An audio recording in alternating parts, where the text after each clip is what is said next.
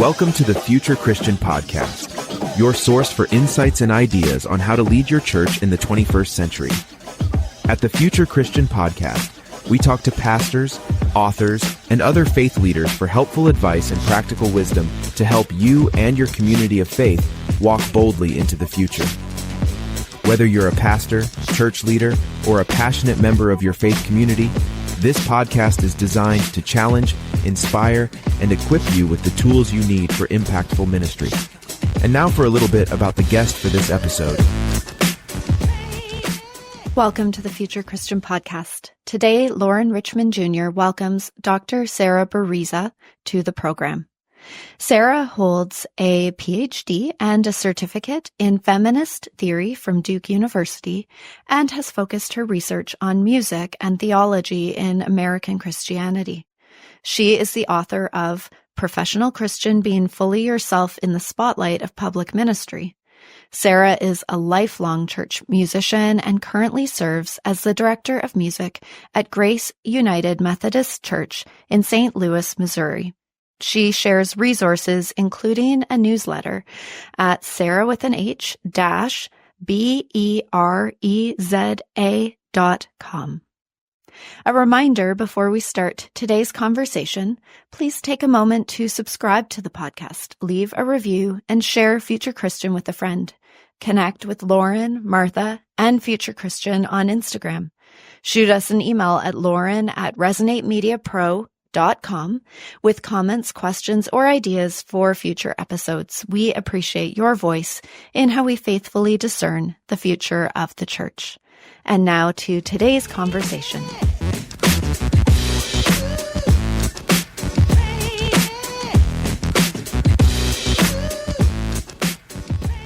All right, welcome to the Future Christian Podcast.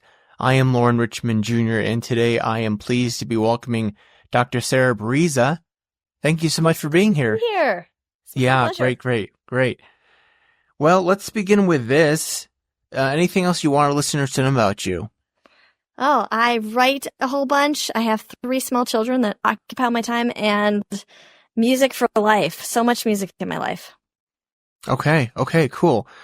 You know, I don't know, we'll get into this here in a second. You growing up independent Baptist like me, spoiler alert for our listeners. Good times. I've been really getting into like CCM of late. Were you allowed to listen to CCM as a kid? Oh, absolutely not. Okay. In fact, my doctoral dissertation dealt with theologies of music. In a way, it was me processing my childhood. As a musical person, all the theological reasons, the religious beliefs around why that wasn't allowed, why it wasn't just that secular music, for the most part, wasn't allowed, but that Christian contemporary music wasn't allowed. And so if you're really want some good nighttime reading that'll put you to sleep, there's like 400 something pages of that up on ProQuest. Go read my dissertation. I'm gonna have to have detail. I'll have to have you send me that, because that sounds right up my alley. I mean, there's a lot of good stuff there, but it's also like, academic. Yeah, I mean, I grew up independent Baptist, and I was the shade of independent Baptist where it was sort of like ambiguous about whether it was okay or not. CCM type music. So anyway, let's get into that. Share, if you would, about your faith journey as growing up independent Baptist. I grew up independent, fundamental, Bible believing Baptist. And for my particular family, and if anyone has like interacted with independent fundamentalists, like that's each church is its own little island in a way.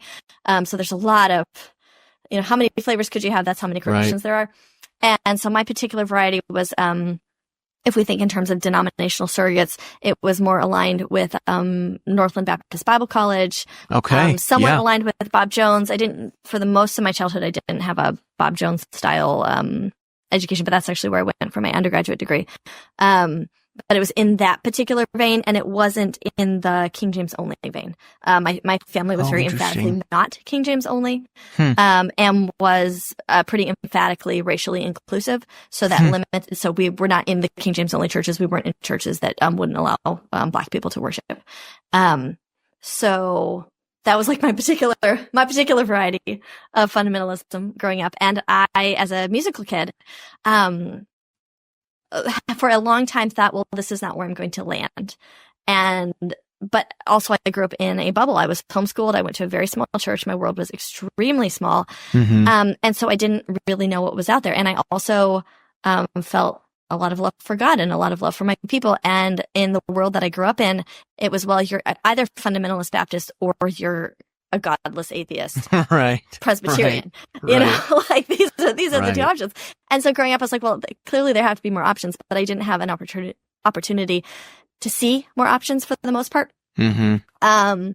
So when I was in college, I did a little bit of exploring. I went to Bob Jones University, which was not so much now, but at the time, you know, pretty clearly fundamentalist, and its own kind of bubble, but more permissive in a way. I was allowed to wear pants at Bob Jones, unlike in my childhood. Wow. And so like it was in many ways had more freedom than my childhood home.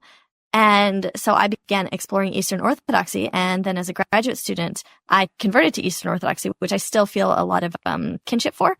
But over the years, this is now like, I graduated from college about 15 years ago. Over the years, I have worked extensively in the mainline as a church musician. And I have been working in mainline churches and evangelical churches since I was 11. So this has been the bulk of my life, working in churches as a musician. And I now would first define myself as a progressive Christian and not by a particular denominational label. And that has largely had to do with having children. I had my first child 8 years ago and eventually realized that while I could be at home in a denomination that was more conservative than I personally was, I couldn't raise my children in a denomination that didn't ordain women, that didn't actively and affirmatively welcome trans and gay people and queer people. If I could be there, you know, advocating for change on the inside, I couldn't raise my own children there.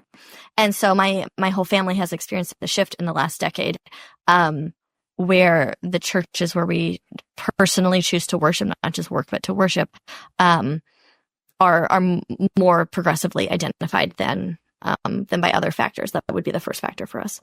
Yeah, thanks for sharing. That's where I've ended up, at least at this point in life. Yeah, thanks for sharing that. I've got to say, I'm kind of scandalized as a former independent Baptist that Bob Jones was not considered that conservative. Did I hear you right?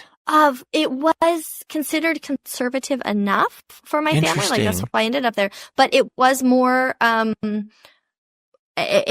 was more openness to certain things than in my own particular family.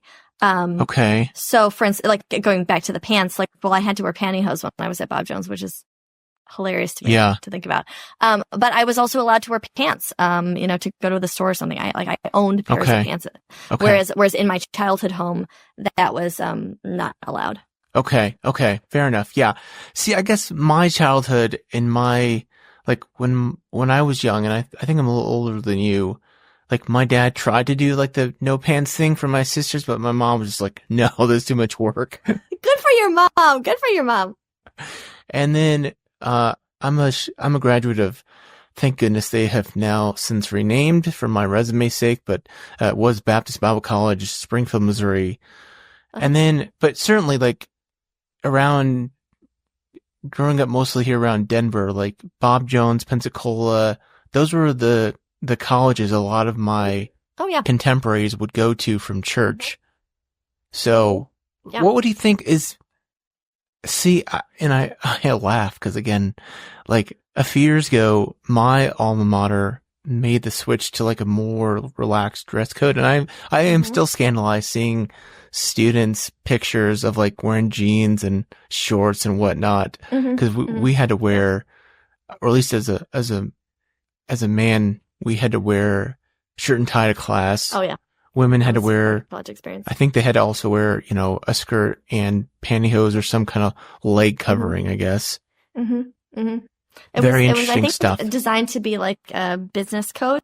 Right. Which is hilarious to me, these days. But you know, it's funny though, because like to me, those are the easy things to talk about because they are they're on the surface and they're kind of funny. Can you believe I had to wear pantyhose? Can you believe they tried to blah, blah, you know, whatever the things are? Can you believe?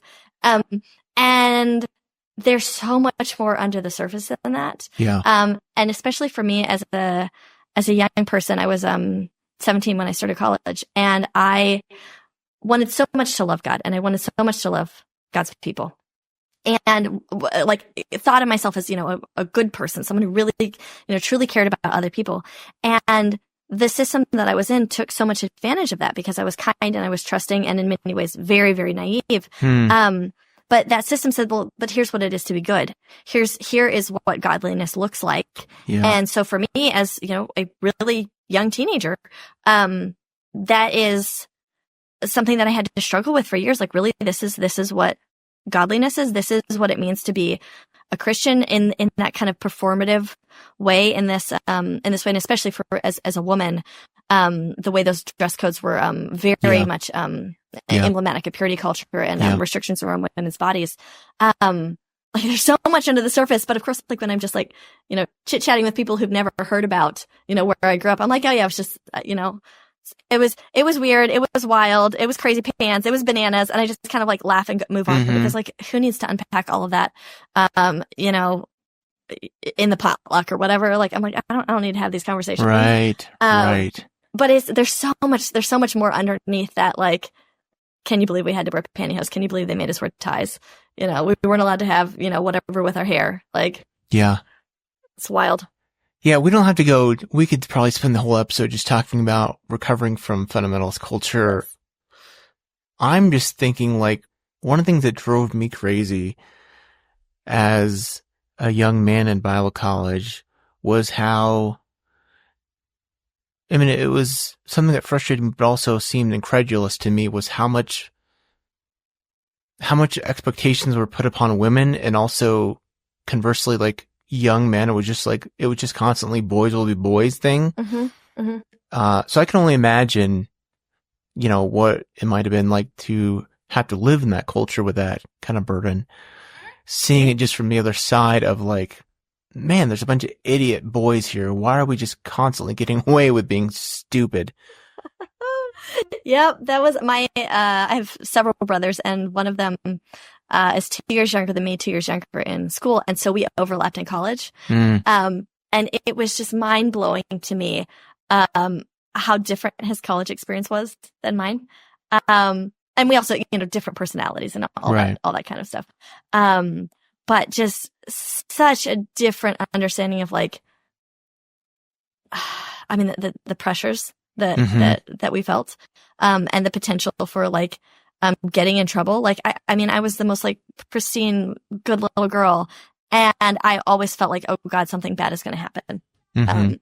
Even as I was, and I had multiple roommates kicked out while I was there. But I always felt like, something is going to happen, even though I was, the model student. Yeah. In all the ways. It just was always present there that like you could have your life blow up if you just stepped in the wrong way. Yeah, boy, let's not. Oof. Yeah, I'm feeling some things here. Yeah. I want to. Before we get it, we do need to talk about your book here, but yeah, that too. Like, I feel like I'm just processing here. In your book, you write about, and for folks who may not be familiar with like. And I think this happens. I think this is a practice in evangelical culture, but certainly in like the fundamentalist Baptist culture, this thing of every head bowed, every eye closed.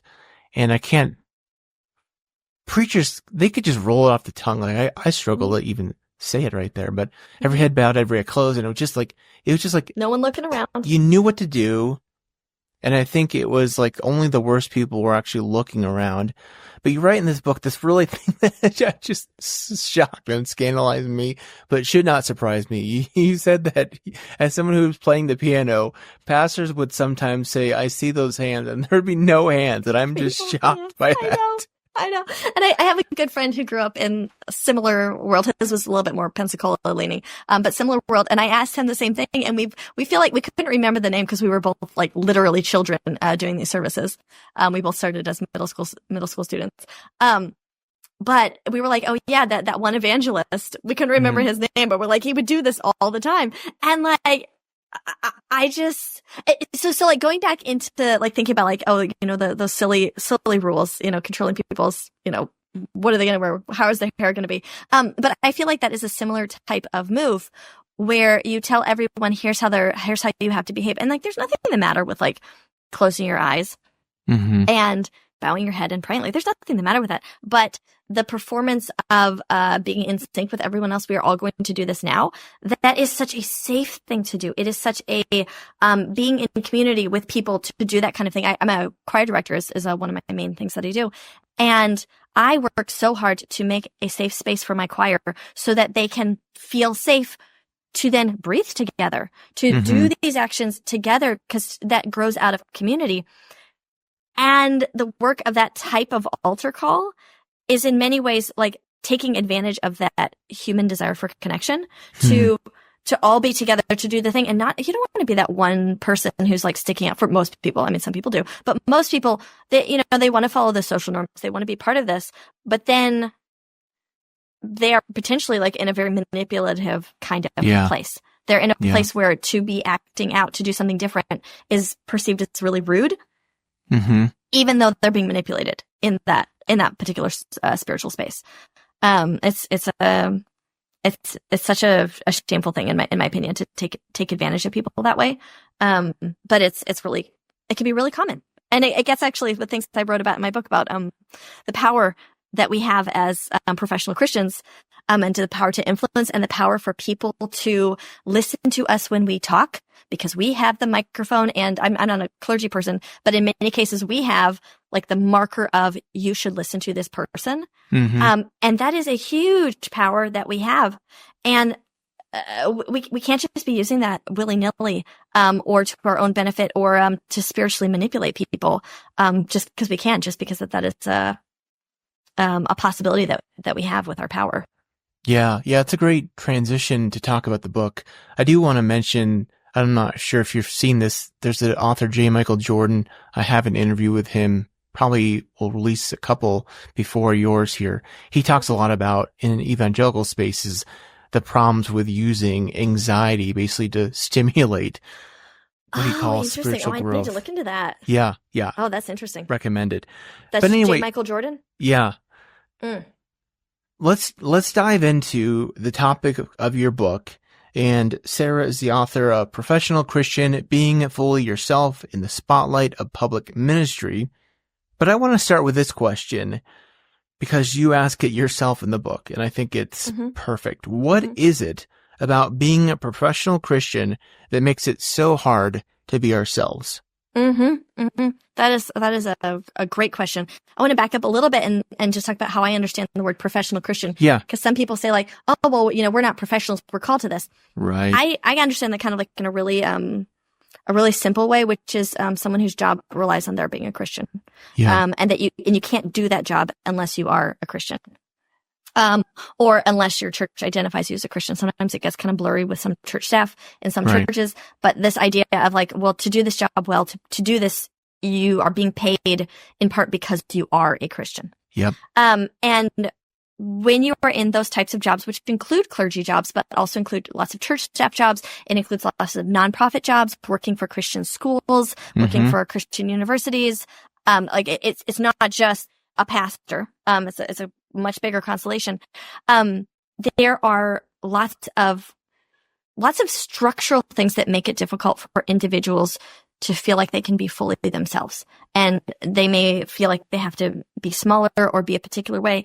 And I kind of grouped them into 4 categories, which one is that, as a professional Christian, we are often held up as, representatives of God or representatives of Christianity. Like, here's how Christians should be.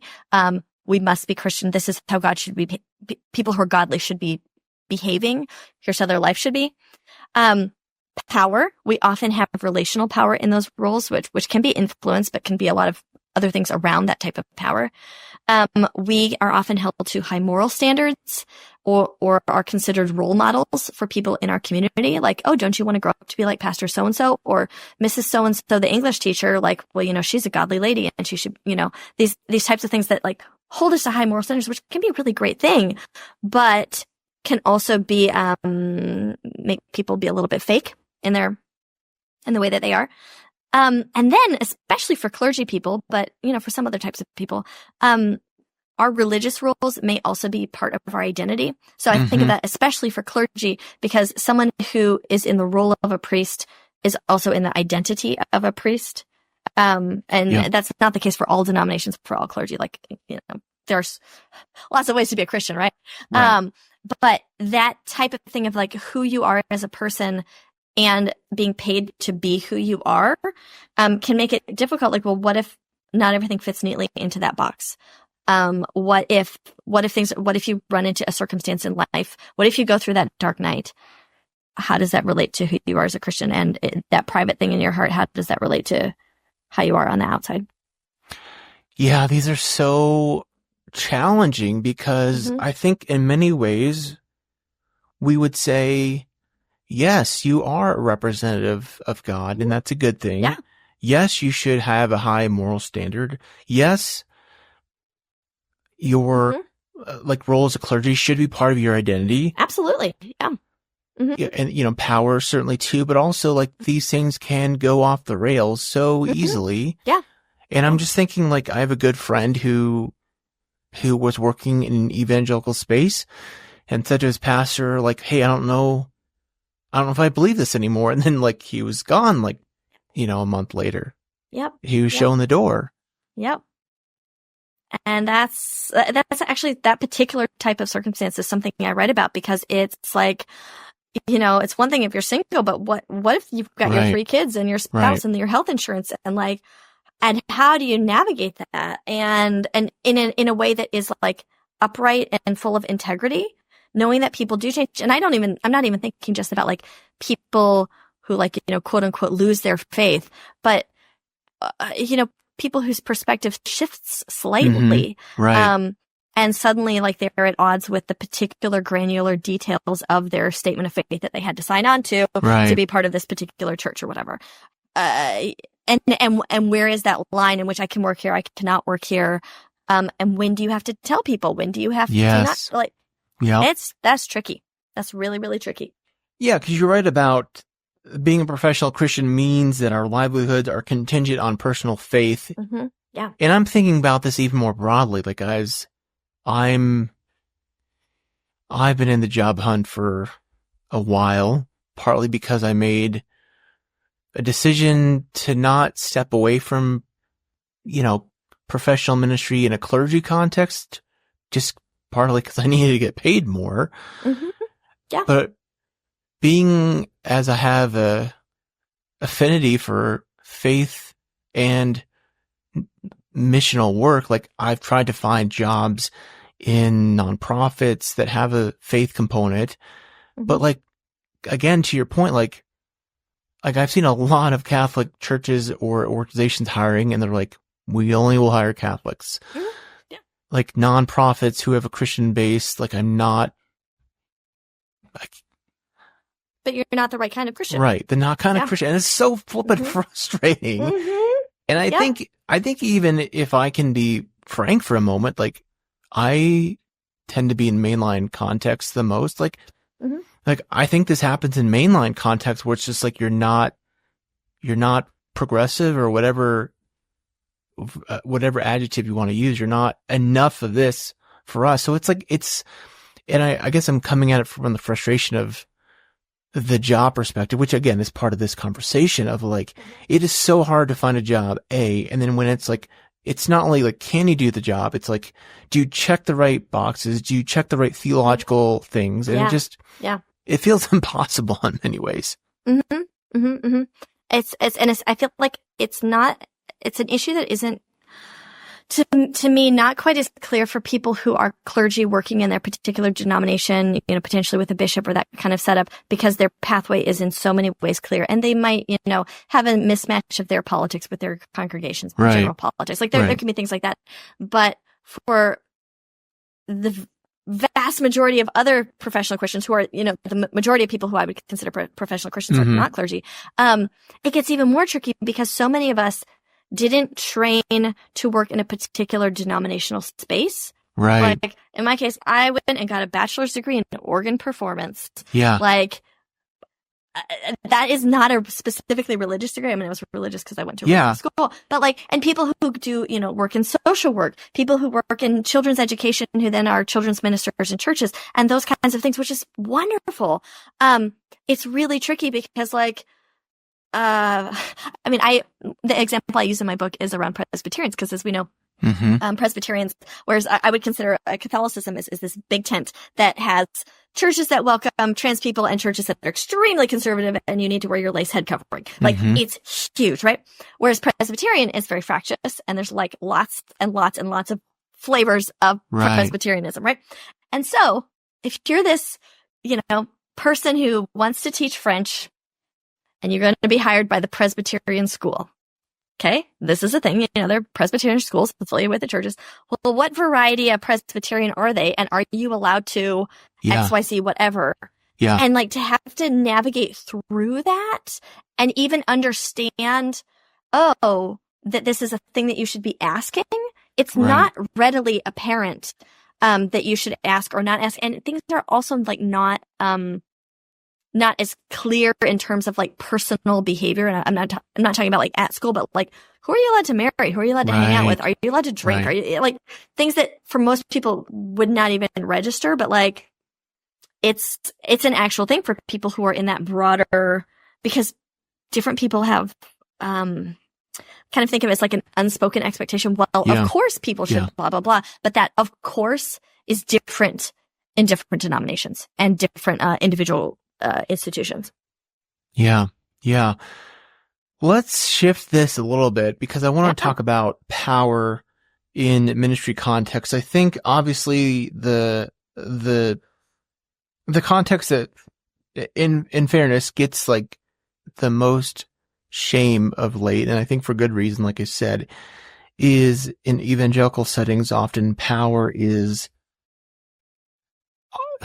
again, it seems like abused. That being said, I think what I've seen in mainline context or progressive context is I feel like sometimes there's this real hesitancy to use any kind of power, which I don't think is also helpful. And I'm just kind of curious. That gets so complicated. So how do you talk about it? And I have to say, I do agree. I sometimes feel like people who are in positions of power have to own that position of power and realize that they are in power and not, I feel like to pretend otherwise is to do a disservice to the volunteers working with them. Yes. To the, or maybe they are themselves a volunteer, but it does a disservice to not own the power that is like implicit in a position. Yeah. Like I felt that, if I can jump in, like personally, even as a clergy person working with folks above me, where it's like, we're on this, when they come at me like, hey, we're on the same, it's like, no, we're not on the same level. Like you can clearly have significant influence over my career. Yeah. And I do understand like that impulse. But at the end of the day, like some people can fire other people. Right. That's just how it goes. And that is power. And, some people are privy to things that other people are not privy to. And like, when I think about like power for professional Christians, some of that is literally just, you end up knowing a lot of personal information about people. Like every week in the worship design committee that I am co-leading, where I work, we pray for like 6 different families or 6 different individuals, every week, roughly speaking. And we're not sitting there gossiping, but like, I don't know the hundreds of people in the church directory. And so we'll be like, oh, that's so-and-so and that's so-and-so. And so like, I know who like, I know like some difficult stories for people. And these are not like like, this is not like a gossip thing, but it's like, oh, I know that their kid died a few years ago. Right. I know that like, oh, they haven't been to church in a while because they got upset about whatever the thing was and they'll come back, that kind of thing. So again, it's not like, intimate details necessarily, but then there's also places where it's just like, you end up with like all kinds of stories that are kind of told to you in confidence. Right. I don't do pastoral counseling, but then there's that whole thing of like, you're pastorally counseling people and what can you share? And so back to the whole, like, why is this tricky for professional Christians? Because we're not therapists. Yeah. And therapists have a very clear mandated division between their life and their client's life, their patient's life. That is we have HIPAA laws for medical professionals. That's very clear what you can share and what you can't share. And church people, I mean, we raise our kids together. Like, I went to the apple picking with, the lady in my choir and her little kid, and that's totally fine and that's totally okay. And I'm also not, doing pastoral counseling, but like the social separation isn't there in the way that it is for people in some other professions. We also have lots of influence, and there's lots of ways to think about it. But I just think of it a lot of times as people pay attention to what we say. Not always. And I'm sure some pastors would be like, oh my God, have you seen people during the sermon? They're not paying attention. But generally speaking, people will listen to what we say. Pastors, maybe, pastors especially, perspective on the news station. Just like having that clergy collar on, where it's just like, oh, here's someone that I should sit up and pay attention to. In my little world as the music director, where it's just like, I'm in charge of the room, and I wish that they listen more than they do. Sometimes they chat a little bit much. We have a good time. But generally speaking, like I basically have the floor, and people will listen to what I say. And that is a power that we have to own and we have to be responsible for. And sometimes that comes with obligation. When I was doing this book, I interviewed quite a few people in ministry, and especially ministry in areas that I don't work in. Like I interviewed people who do chaplaincy. I interviewed teachers and pastors and people who don't work in the same area that I do. And many people spoke about what they felt like was an obligation to comment on certain public issues, I mean, I think rightly so, say like, here's a Christian perspective, or the perspective of the historic church is this. Can we have a conversation about it? But then they also talked about like the flip side of that obligation was this sense of feeling like they shouldn't say too much because people could treat their opinion as something that they should do. And just because Pastor so-and-so has the opinion, just because, Matrushka so-and-so thinks this, doesn't mean that the person should do it. I remember visiting a church once, because the priest there was asking me about why I wasn't homeschooling my children. And I went, oh, that is not how power is supposed to flow. That you just met me. This is not an appropriate use of power. Clearly in that person's opinion, it was. But that is something that I think, especially in the age of social media and easy communication and an expectation that, pastors and churches and other people have like, opinions to share. But it might be has to be exactly the right kind. Other people will be angry at you. But like this expectation that they'll speak up, it gets really, really tricky, about what they should speak up, what they shouldn't speak up, and, all the different boundaries there. And like, it's really ethically complicated. Like it's not always a clear should or shouldn't. Yeah. I worked for a church that was not a huge church, but had, several staff. So I'm thinking about like prayer requests being shared in staff meeting amongst folks who are like me, had seminary training and years of experience, and also somebody who's like the church janitor, And then I'm thinking like it had a preschool attached. So there were some in the staff guidebook. There was some social media guidelines because, of course, they didn't want you trashing the church or the preschool on social media, but also, like you said, certainly in this day and age, if a staff member, and even if they're, a janitor, makes like a strong political statement, that can be complicated at best, right? Yeah. And this, I think, something that we haven't talked about yet, but that's really a big part of this is the perception of the people that we work with, the people who are not professional Christians, but who are deeply embedded in the work that we do, and their expectation about what we on the professional side of things are allowed to do is very, very difficult. And sometimes, as far as I can see, especially in the mainline, their expectation can be much smaller than what is actually true. Like, well, you're a religious professional, therefore you should XYZ, or you're not supposed to XYZ, whatever the things are. And, the social standards of Mrs. So-and-so who's 95 are pretty different from your, Gen Z up and coming clergy person. And that's not a bad thing. It's just like, you know, what Mrs. So-and-so who's 95 thinks is just polite speech is different from what a 25-year-old thinks is polite speech. Like these are just, I mean, I don't even think those are Christian things so much as just cultural things. Right.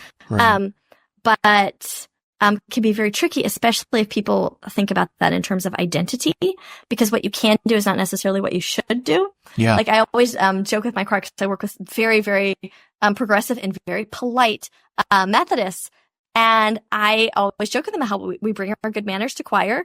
And that means I don't bring my potty mouth to choir because like I'm working with people from like teenagers up into 89, I think is my oldest person.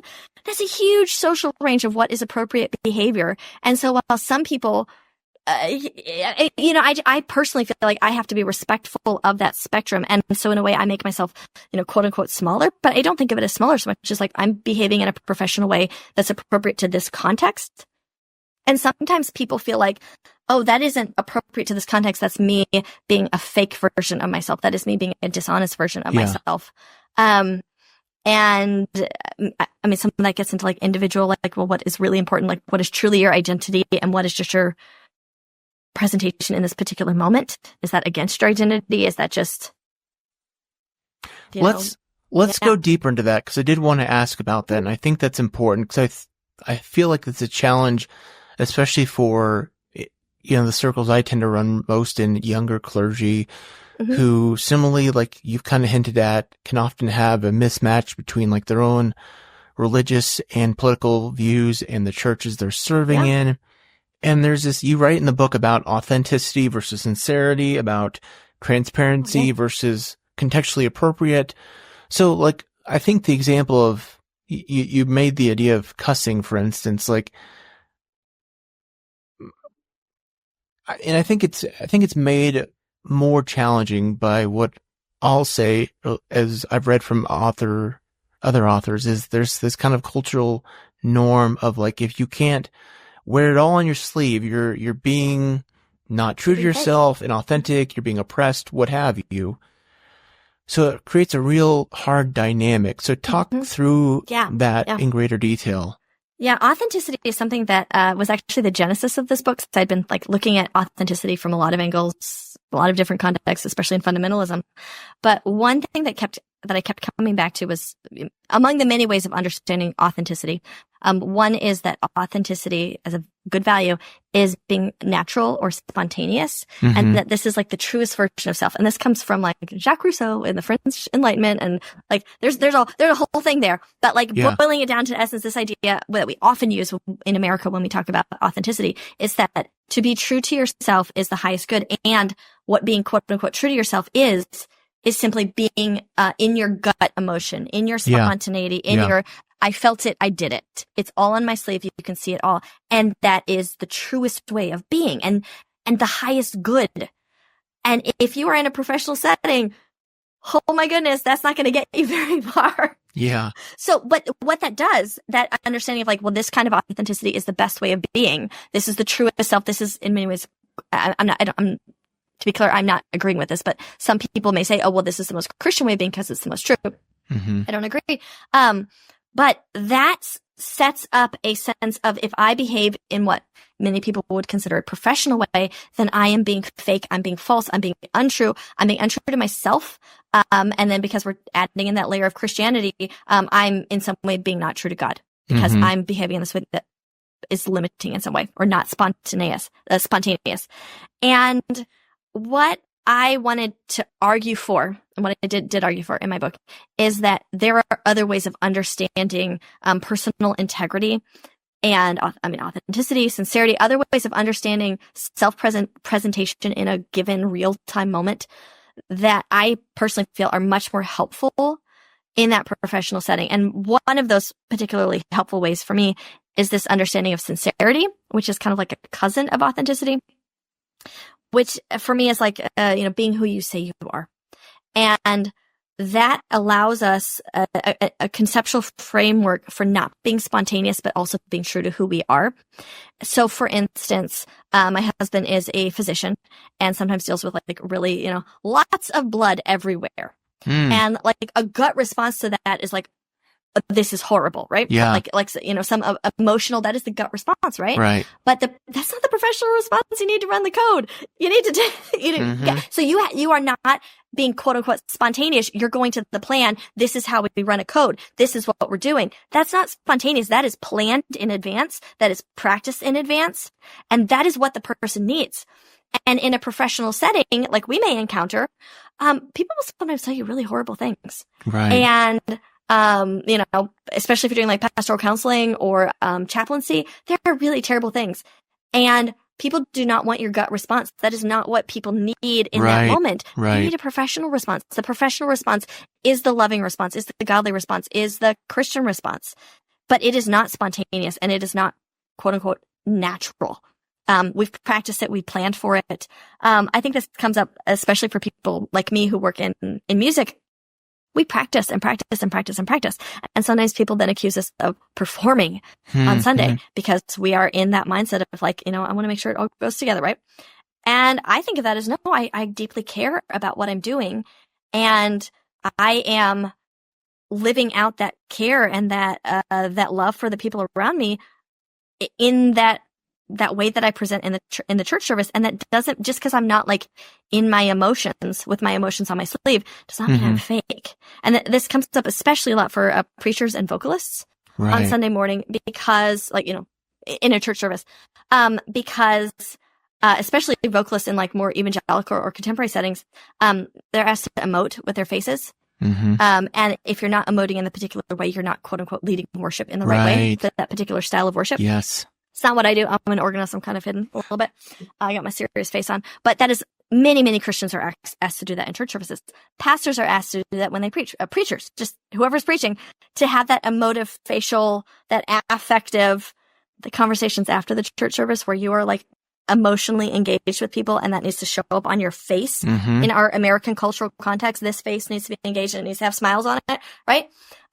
Well, what happens if you're going through something really difficult and you don't feel like it? Your emotions are not in line with what worship looks like in your particular setting on Sunday morning, right? That to me is where preparation comes in, and it's where sincerity comes in, where it's just like we're being who we are, and who we are can be, we can be sad and we can be leading in the way that people need us at the same time. It doesn't have to be a fake thing. It's only like fake if like we're lying or we are thinking that we're lying because we're not being spontaneous. There's a lot of layers. Sorry, there's a long chapter. It's a good chapter though. That's kind of like the nutshell of like what I'm arguing, in terms of how we can understand being true and full of integrity in those spaces. Yeah, I think it's such an important point because I appreciate your example of like the stereotypical evangelical worship leader, like you said, has got to be kind of big and emotive and like their faith kind of overflowing, and they could be going through a personal season where they're just in the valley of the shadow of death, right? And the cultural expectation is like, you cannot show that on stage. And I think conversely, from the context I find myself in, like in a mainline preaching context, it's almost like if the pastor is too performative in their preaching, it's like, hold on, what's going on here? This is not a show. But there's got to be some kind of nuance or space, right, for both. Yeah. And so I think this leads into something else I want to talk about. Because I'm thinking of, I don't know if you ever watched The Good Place, of when Ellen becomes disintegrated, right? I can't remember if that's season 3 or 4. Let me see if I can find this here in your book. So page 93, you write about being disintegrated. You write, if we want to be integrated, we can't set ourselves up for disintegration. So let's just think about this to stay in that example of like, whether it's an evangelical worship leader going through a really rough time, either personally, in their family, with their faith, whatever, being very emotive and expressive in their leading up on stage, whether it's a pastor from a more, traditional tied down context who doesn't want faith to be just about performance, but also wants to perform their sermon or their message well. these things can feel very disintegrating. How do we stay integrated? Yeah. Yeah. I feel like there are a lot of answers there. One that many people that I interviewed spoke about was the importance of having a close circle of friends and counselors, and understanding that like what is said in those spaces doesn't have to be like untrue to the more public aspects of what we do. Yeah. But that provides a place for us to be anchored and moored and have people really know who we are, like in a more broad sense than most congregants or volunteers that we work with, than those people would get to know us. And how important that is, so that we are having people around us who know us well, who are in some ways being a mirror to us and showing us who we are, is this who we are. But I would also say like one huge part of this is just making sure that we are in a workplace that aligns with core aspects of who we are, like as a baseline. And that's really tricky because like we all need to like pay our rent and eat and those kinds of things, right? But having that kind of foundational, like my values are basically aligned with the values that I'm called to have as a professional Christian in this space. Like those things are in alignment. Everything else can kind of flow from that. And then of course then there's also like the whole idea of like, well, we go through difficult circumstances and we can't always share those difficult circumstances, in more public ways, or not everyone needs to know all of those things. And I think some of this is also like, we have to realize that sometimes people can have misperceptions. Yes. And that's not always our problem. Yes. Sometimes people really think that they know us really well because they see what we post on social media, or they see us every week at Bible study, and therefore they know us really well. And like, they know part of us really well, but they're also not our best friend. They're also not our spouse. They're like, and I feel like these days, especially because social media and like being on Zoom and stuff, like, here I'm sitting here at my dining room table. You can see what my house looks like. Like in the past, that wouldn't have been publicly available to people. But like these days, I'm, especially during the pandemic, like I led my choir through the pandemic, my handbell people through the pandemic, and, they saw like my whole house. Right. They saw my children all the time in a way that like, it makes it feel like very intimate. And in some ways, like it is, but it's also not the whole story. And, like we can't always help that people don't understand that difference. Like people can be really naive about that. And especially like if they don't quite understand like that kind of parasocial, it's not always parasocial, but like that sense that like there's more to it. And not everyone really wants to understand that or is able to understand that. Yeah, and I think boundaries here is an important conversation, right? Like at some point, it's on us, the professional Christians, so to speak, to have our own boundaries. We can't expect people to know what boundaries, they we haven't thought about it. Like, why would they be thinking about it? Right. And I think what often so happens, this is my perspective at least, I think generally speaking, most people ask or seek further engagement or whatever. They mean well, and they're not trying to impose, but they're going to keep asking until we say no, or that's, no, I'm sorry, I can't have you over to my house. No, I'm sorry, I can't stay late. No, I'm sorry, I don't want to, whatever, have a meal with you every other Tuesday. I think it was I have an episode in the past with Todd Ferguson and Josh Packard. And then there's another book they have, I can't remember the book, but a very similar thing about the importance of clergy. And they talk from a clergy perspective, but I think this tracks, having these boundaries or circles of, can't remember the exact words, of kind of relationships. Right. Of, in one context, like you're going to behave one way on stage. In the green room, for instance, a very evangelical term, I know, but in the green room, you can kind of let your hair down, but also like to just be really cut and dry. Like you can't like, you can't take your shoes off, right? At home, maybe you can take your shoes off. You're not being untrue to yourself. And I also think like correct me if I'm wrong here, if you disagree, but I feel like we have this really strong cultural thing towards like transparency, where it's like, you've got like, if you're not showing everything to everybody, it's like you're not being you. And I'm just one like, hey, like, I don't need to see that on social media. Like, you don't need to show me that. Right? I think that goes back to this like idea of like authenticity as nationalism, Right. which like has a long cultural history. Like, Yeah. this is not 2024, but yeah, I feel like a lot of social media and things around social media allow for more transparency, which, you know, if that's what people want to know, that's fine. But it because it's allowed for, because there's a place for it, it's more, people may have more expectation from it. Yeah. I actually post a lot less on social media these days, in part because like I have a baby, I'm real busy. Yeah. But also because I'm just like, I don't want to have to go through that, like, what should I post? When should I post? Oh, if I don't post for a week, are people going to be worried about me? Like, I just, oh no. Yeah, I'm really tired. I have lots of kids. I don't have the energy for that right now. And you know, if people have a problem with that, it's kind of on them. So. Right. And I think that's so much of it, right? It's just kind of being okay with some people not being okay. Yeah. And that doesn't, you know, back to like the whole idea of integrity. Like, we should still be acting with integrity in all of these places. Like, people can be meeting you in one place and being radically surprised because of your behavior in a different place. Like, I think most people understand, if I meet you in a marathon, you are going to then look different at your job on Tuesday morning. Like, people get that kind of difference.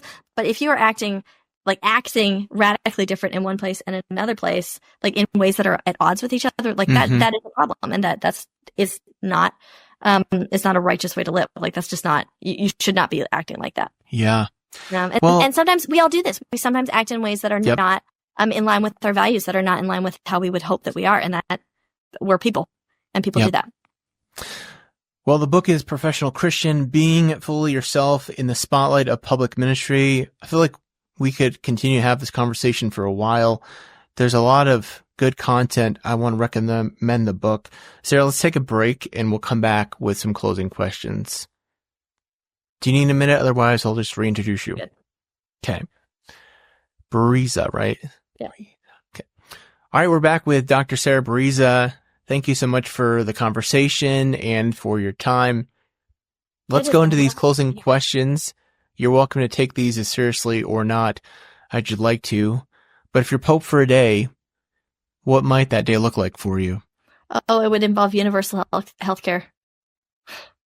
Pretty simple. Yep. Okay. I always try to take notes, and you got me so quick I did not have time to write this down. Okay. A theologian or historical figure you want to meet or bring back to life? Oh, man.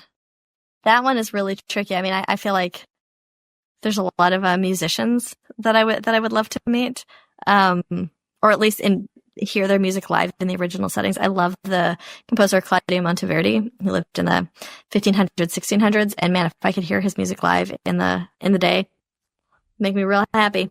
Oh, you've got to listen to. It was my conversation last week. So for listeners, you better listen to it here. David Taylor, he answered this question by, I think if I'm remembering correctly, naming off like 6 hymn writers, like historically. Ooh, yeah. And wanting to get them in a room.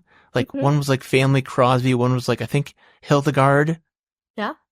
So that would be entertaining. That'd be great. Okay, I'm sorry. I got distracted. Who did you say? You said hymn writer? Oh, Claudio Monteverdi. Claudia. I love his music. I wouldn't be able to talk to him. I don't speak Italian. But. Okay. What's my question here? What do you think history will remember from our current time and place? Oh, I hope it remembers a turn towards democracy and reliance on the power of the people.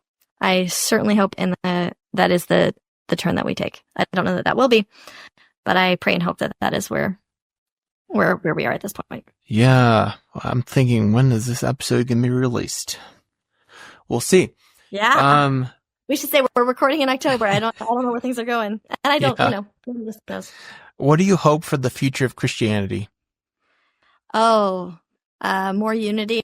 I would hope for the mainline that especially for the mainline, that the coming decades of mergers and potentially denominational mergers, I hope that is full of Christian love and charity and desire for the good of people, and not tribalism, not holding tight onto our own personal little treasures, but sharing freely and widely. Okay, so you said there, I have to ask real quick. I have a friend who has suggested that really all the mainline denominations need to just merge into one mega denomination. Mm-hmm. Like, real quick, any thoughts? You mentioned that? Would be very surprised if in 100 years that's not where things are. Like, I don't see this regionalism, which comes out of, the Protestant Reformation, and also comes out of immigration in the United States. Right. That we would have so many different flavors of kind of really close to the same thing. And I say this is like kind of on the outside of the mainline. I don't have a strong dog in the fight. No, I don't. I love John Wesley, I love Martin Luther, but it's not like one of those is my homeboy or something. Like, I don't get those cultural kinds of affinities in the same way. But I really see like there's so much more similarity. And if the mainline could become more of a big tent, Catholic churches, I would certainly pray and hope that that's what happens. We do not need the divisions in the way that we currently have. Who's maybe you don't know this, but you mentioned Presbyterians. The Presbyterians, who's their, I guess is that Luther? Is their guy? I'm ordained disciples of Christ. So Barton Stone and Alexander Campbell are our kind of folks. Yeah, the Calvin. Presbyterians have Calvin. Calvin. Yeah. Okay, yeah, that makes sense. And then I guess American Baptist, would they go John Roger Williams? Roger Williams, thank you. Yeah. Yes. We're just kind of That's playing was mentioned in my childhood. Historical games here. John Huss, maybe? Sure. Sure. Yeah. Yeah. Who's the other, who am I forgetting? So we got the Methodists, we got the Presbyterians, UCC. The Episcopalians. I don't know, we're going to have Henry VIII. Henry VIII, right? Hold him in the same regard. No, who wrote the Book of Common Prayer? Is that Thomas Cranmer? Oh, Cranmer. I have there you go. That's pretty formative. Right here in front of me. Yeah. I don't know it. I don't use it enough to know it. Okay, and I have no idea. The Congregationalists, gosh. The UCC really goes back to the Congregationalists, and then and the Evangelical Reformed Church, that merger, right? And I have no idea who Evangelical Reform. I don't know the history there. Yeah, because there's some. Is that also kind of that's kind of cousin to Baptist, that we're very American and we do our own thing. Right. Yeah. We do our own thing, which talking about potential denominational mergers and that. Or denominational disintegration, that's really hard. In a place where culture is very my stuff is mine. Right. Let out and find your own place. That's because especially cultural hurdle. Yeah, because especially I think there's so many in denominations that have a more congregational. What's the word I'm blanking? Model, the polity. Polity, thank you. Yes. The denomination can say whatever they want. The congregation's whatever. Yeah, we're doing what we want. We're doing what we want to do. Yeah. And certainly, I have some firsthand experience with that recently, where the church where I worked, a Methodist church, United Methodist, merged with another congregation about a year before I started working there, and it has been so good for them. It's been the best that you could have, right, out of a merger. And I'm so thankful that they were in a place where they had a bishop who was like, well, you don't merge. We get your money and your building, so maybe you should merge. And you got 6 months, and they made it happen. Because these congregational churches that are dwindling right. don't have that kick in the pants from someone in the hierarchy making them do it. So if they have the money, if they got the endowment, they can hold on forever. Need a kick in the pants. All 4 of them in the basement as the roof leaks.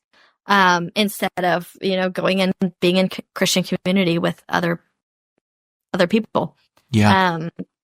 To me, it's a shame, but it's also just human nature. If you have a bunch of volunteers running things, it's a lot of work to make a merger happen. There's a lot of work, and it's a lot of selflessness. It's so difficult. So if you don't have the bishop, the district supervisor, the whoever it is, the presbyter, like saying, well, you have to do this, then to make it happen is just really, really difficult. Yep. Well, let's leave it there on that high note. On that high note, where can people connect with you and find out more about your work? Oh, find me online. You can search for my name. I am the musician, not the artist. There's another person with my same name, similar in age to me. My website is Sarah-Bereza, Bereza.com. And I also have a free newsletter that I send sporadically, but it's full of book recommendations and music that I love. All right. Well, this has been a great conversation. Really appreciate your time and enjoyed reading the book. Thanks for having me. This has been wonderful. Yeah, thank you. So I always lead folks with a word of peace. So may God's peace be with you. Amen to that.